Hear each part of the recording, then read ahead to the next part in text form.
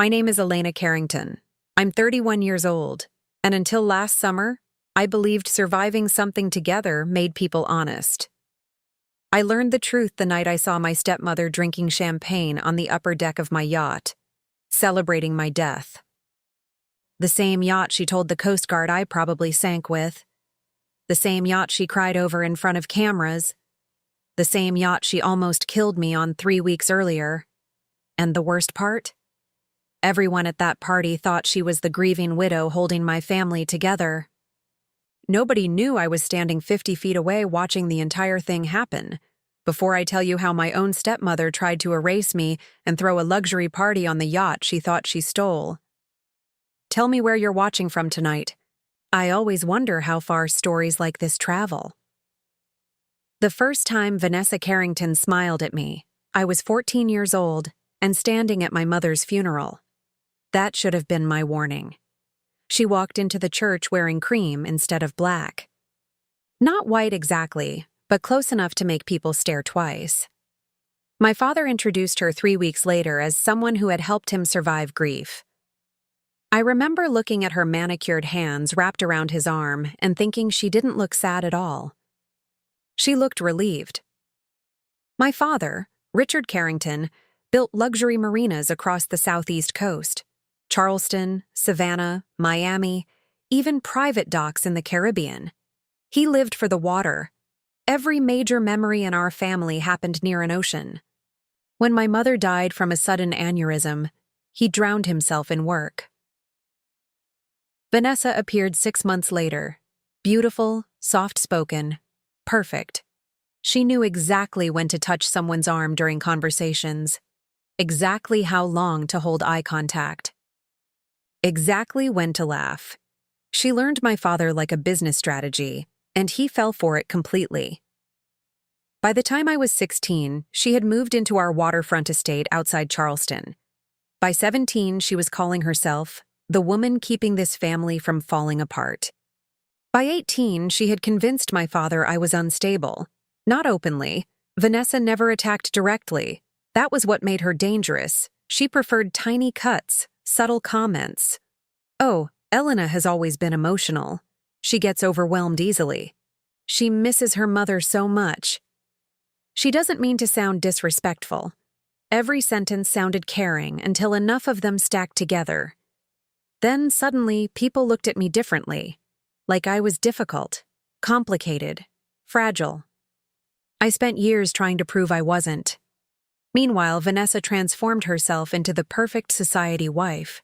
Charity galas, art auctions, fundraisers, magazine interviews.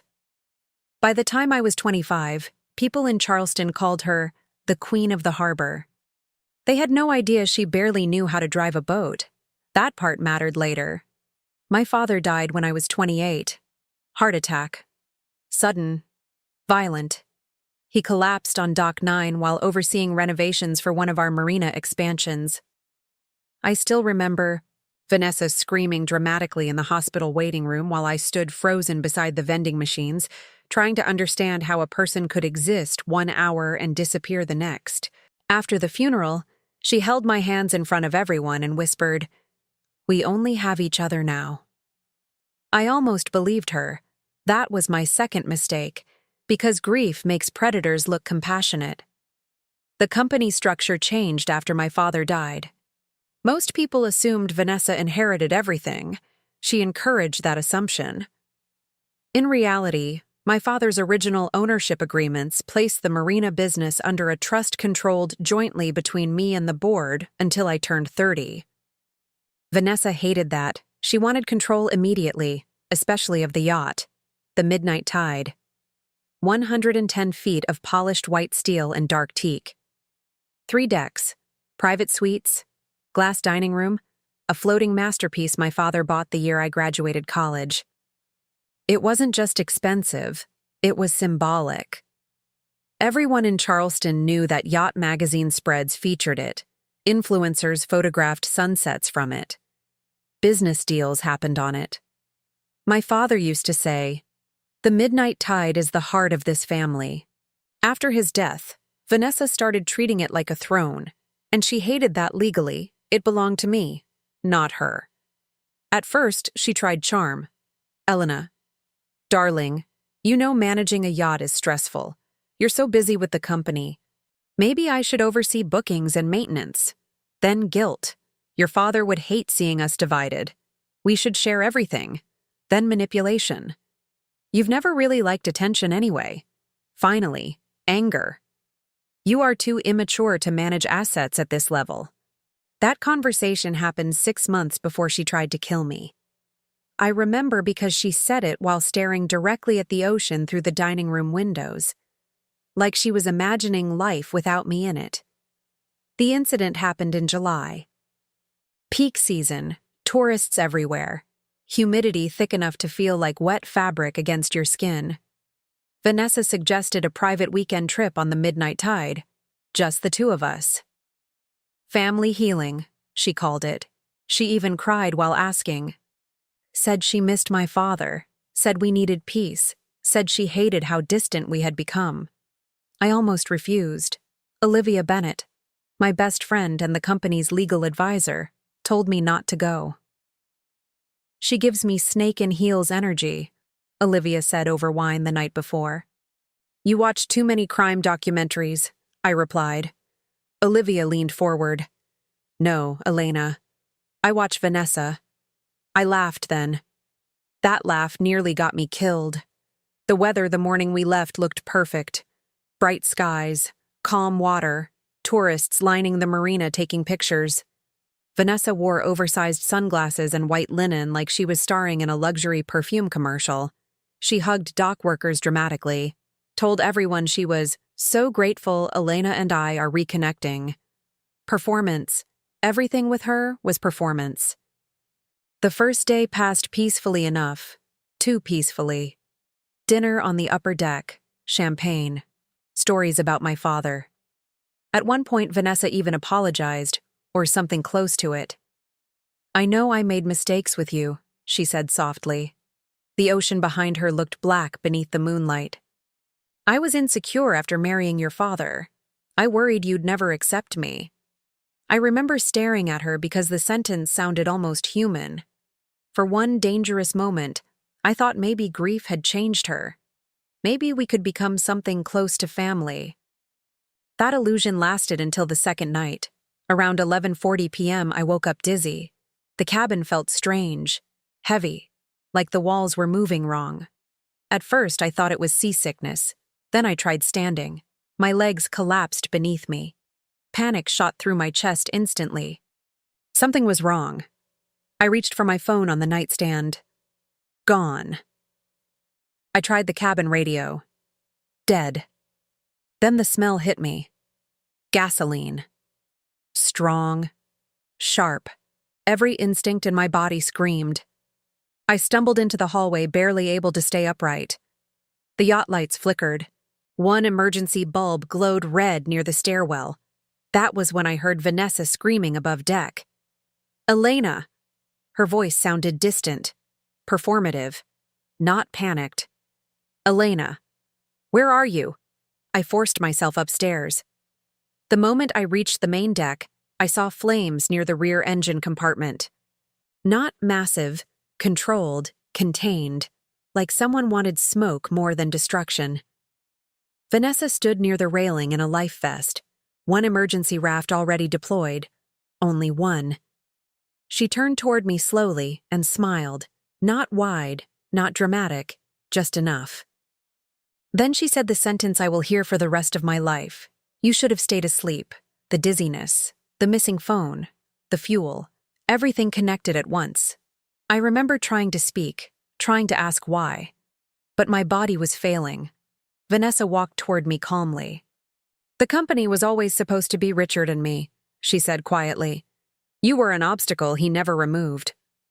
I backed away. The deck tilted beneath my feet. Then she looked toward the smoke and added almost casually, the ocean is very sad this time of year. Accidents happen constantly. I ran. Not well, not gracefully. Pure survival. I reached the side deck as flames spread behind me. Vanessa shouted something to the Coast Guard radio. Then I heard the words, she's still below deck. Below deck. She was already reporting me dead. That realization gave me enough adrenaline to move. I climbed over the railing and jumped. The Atlantic hit like concrete. Cold, violent. My lungs emptied instantly. I disappeared beneath black water while the midnight tide glowed above me like a burning city. For a few terrifying seconds, I truly believed I was going to die. Not from flames, not from poison, from exhaustion. The sedative in my system made swimming feel impossible. Every movement slowed, heavy. I remember hearing helicopters somewhere above the water. Then nothing. When I woke up, fluorescent hospital lights burned against my eyes. A machine beeped steadily beside me. My throat felt raw. Olivia sat in the chair near the window, looking like she hadn't slept in days. The second she realized I was awake, she started crying. Not elegant tears, actual shaking relief. "You absolute idiot," she whispered. I tried speaking. Nothing came out. Olivia leaned forward. "Don't move too much. You inhaled water. They found sedatives in your bloodstream." That sentence snapped everything into focus. "Sedatives." Proof. I croaked one word. "Vanessa?" Olivia's expression changed instantly. Cold. "She's telling everyone you died in the explosion." I stared at her. "What?" Olivia handed me a tablet. News headlines filled the screen. "Tragic yacht fire claims Charleston heiress, stepmother. Mourns loss of Elena Carrington family friends. Gather around grieving widow." My stomach turned. "She identified your jewelry from the deck," Olivia said. "She told authorities you never made it out." I looked up slowly. "But I'm here." Olivia nodded once. "Private hospital under another name. The Coast Guard officer who found you recognized the situation was suspicious. He contacted me directly before the official report finalized."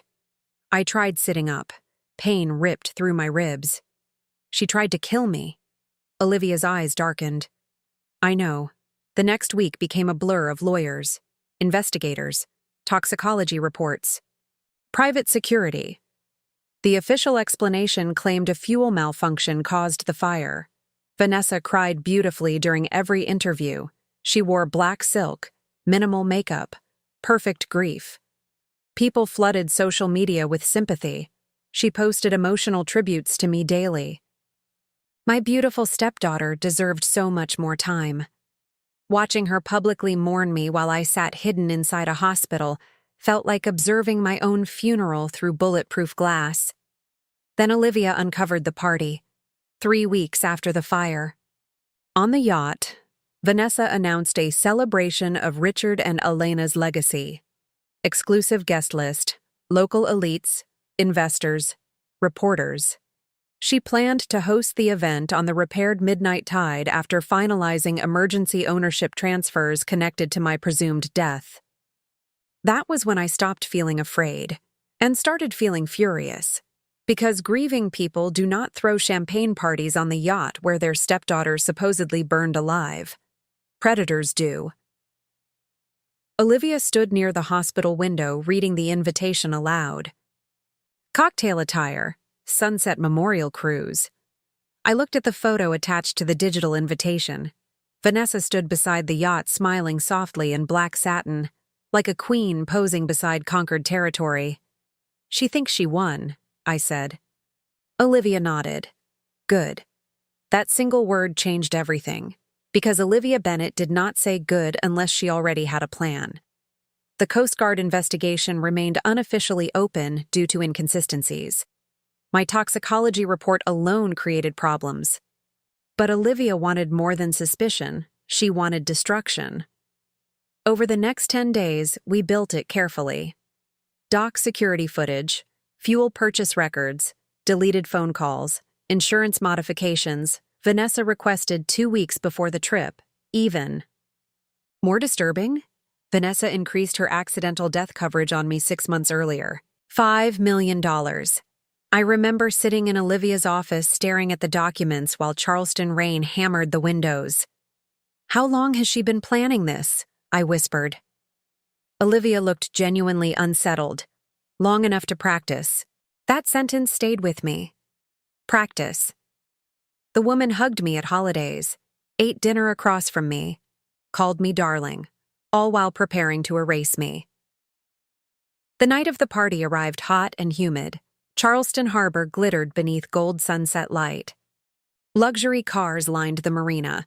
Photographers gathered near Dock 9. I sat inside a black SUV across the street, wearing a dark-fitted dress and a baseball cap pulled low over my face. Alive, invisible. Olivia adjusted the microphone transmitter hidden beneath my collar. "You ready?" she asked. "No. But readiness is irrelevant when revenge finally arrives."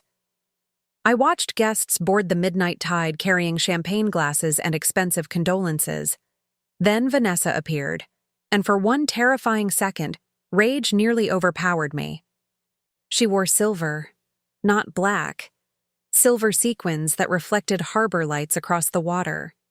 She stood on the upper deck laughing while reporters photographed her. Laughing. On the yacht where she tried to kill me. My fingers curled so tightly against the seat, my nails cut my palms. Olivia touched my arm. "Not yet." A reporter near the dock asked Vanessa how she was coping. Vanessa lowered her eyes perfectly. "Elena loved this yacht," she said softly. "She would have wanted us together tonight. I actually felt sick. Not angry, sick. Because evil that polished should terrify everyone." The party started moving out into the harbor. Music drifted across the water. Jazz, champagne, laughter. The same upper deck where Vanessa told me I should have stayed asleep now glowed with string lights and crystal glasses. Olivia looked toward the marina security team waiting nearby. "Once they anchor near the harbor point, we move." The timing mattered, public enough to destroy her, private enough she couldn't escape. I spent the next 40 minutes staring at the yacht drifting across darkening water. My father used to stand at that railing holding whiskey glasses while telling stories about storms. Now Vanessa stood there hosting my funeral party. When the yacht finally anchored, Olivia's phone buzzed. "Ready," she said. Everything after that happened fast. Security boat, harbor lights, wind. My pulse so loud it drowned the engine noise. As we approached the midnight tide, music echoed over the water. Guests crowded the upper deck.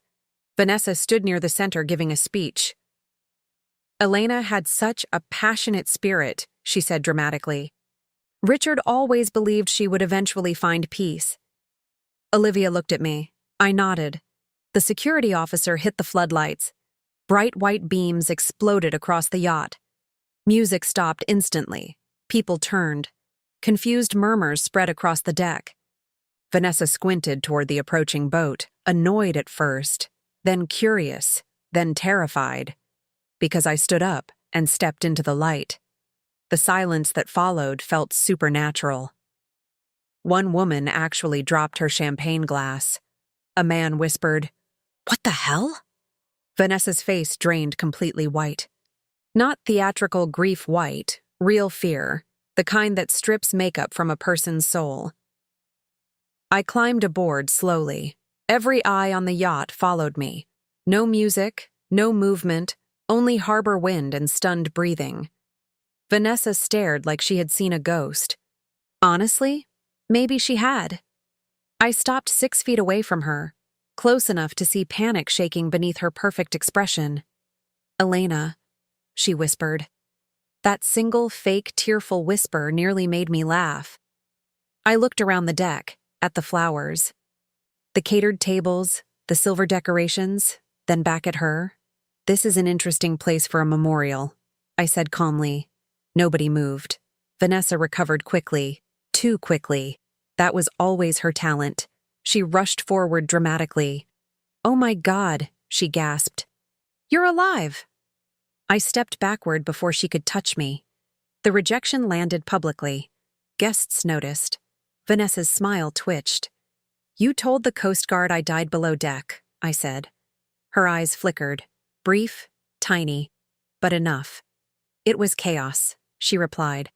"I thought..." You thought wrong. Olivia walked aboard, then carrying a black folder. The legal team followed behind her. That was when wealthy Charleston society realized this was no miracle reunion. This was war. Vanessa's composure started cracking around the edges. "Elena," she said softly, "we can discuss this privately." "No," I replied. "You tried to kill me publicly. We'll do this publicly." A ripple moved through the crowd. Someone whispered, "Kill?" Vanessa laughed suddenly. Sharp. "Nervous. This is absurd," she said. "She's traumatized." There it was, the old strategy, paint me unstable. Emotional, confused. Only this time I had proof. Olivia opened the folder. "Fuel purchase records," she announced calmly. "Sedatives found in Elena Carrington's bloodstream.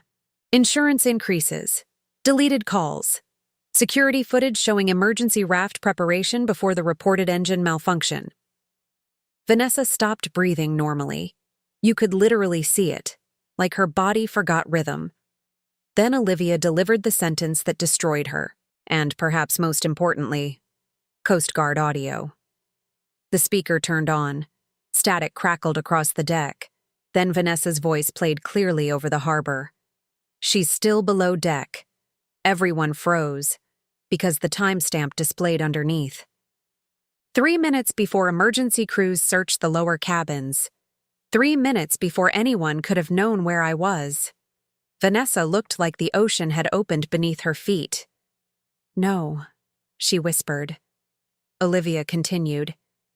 "She also neglected to mention Elena Carrington was recovered alive approximately 27 minutes later." Gasps spread through the crowd. Real ones. Horrified. Ugly. The kind people make when illusion dies in real time. Vanessa turned toward me desperately. "Elena, please," she whispered. "Please don't do this." I stared at her for several long seconds. Then I asked the question that had lived inside me since the fire. "Did you ever love my father?" That broke her more than the evidence. Because for the first time all night, Vanessa had no prepared answer, no performance, no polished speech. Only silence, and silence tells truth faster than confession. Security officers approached slowly. Vanessa finally snapped. "You were never supposed to survive," she hissed. The entire deck heard it. Every guest, every investor, every camera, the die. "Moment!" The sentence escaped her mouth. She realized what she had done. But predators make mistakes when cornered. One officer stepped forward. "Vanessa Carrington, we need you to come with us." She looked around wildly, at the guests, at the harbor, at me. Then suddenly she lunged, not at the officers. At me, pure rage finally stripped the elegance away. She grabbed my arm hard enough to bruise. "You ruined everything!" she screamed. Security pulled her back instantly. The silver sequins, the expensive makeup, the perfect widow image, gone all. That remained was a furious woman screaming. On the deck of a yacht she thought she stole. As officers escorted her away, nobody moved to help her, not one person. Because once predators lose power publicly, people become very brave about recognizing evil. The harbor stayed silent after she disappeared below deck. Nobody knew what to say. A reporter finally whispered, "Miss Carrington." "What happens now?" I looked around the yacht slowly, at the lights, the ocean, the place where I almost died. Then I answered honestly, "Now?" I took a slow breath. Now this yacht belongs to someone who survived. The story exploded nationally within 24 hours. News channels replayed Vanessa's arrest footage constantly. Headlines called it, "The harbor heiress attempted murder case the widow who hosted a party for her dead."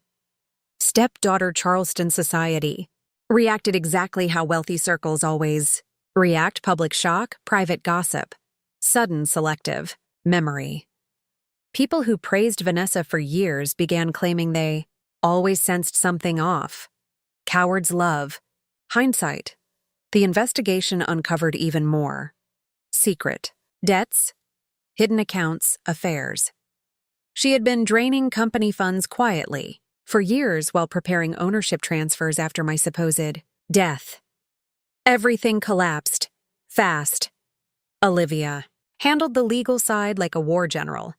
Every forged document, every financial inconsistency, every insurance fraud attempt, Vanessa eventually accepted a plea deal after realizing the evidence was overwhelming. The last time I saw her was during sentencing. She looked smaller somehow, not physically, spiritually. Like exposure had shrunk. She stared at me while deputies escorted her away. No apology, no tears, just hatred. And honestly, that felt cleaner than fake remorse. Months later, I stood alone on the upper deck of the Midnight Tide watching sunset bleed across Charleston Harbor. The yacht had been restored completely. No fire damage remained, but I still remembered where the smoke curled, where she smiled, where I realized survival would cost me innocence. Olivia joined me carrying 2 glasses of champagne. "You okay?" she asked. I looked across the water. "For a long time," I admitted, "I thought surviving meant returning to who you were before." Olivia handed me a glass. "And now?" I smiled slightly. "Now I think surviving means becoming someone the fire couldn't destroy." The ocean wind carried music from nearby marinas. Laughter. Life. Somewhere, beneath the surface of that dark water, lived the terrified woman who jumped over the railing believing nobody would come for her. But another version of me stood here now. Calmer, sharper, alive. My father used to say the ocean reveals people eventually. Storms, pressure. Fear, too. Water strips disguises away.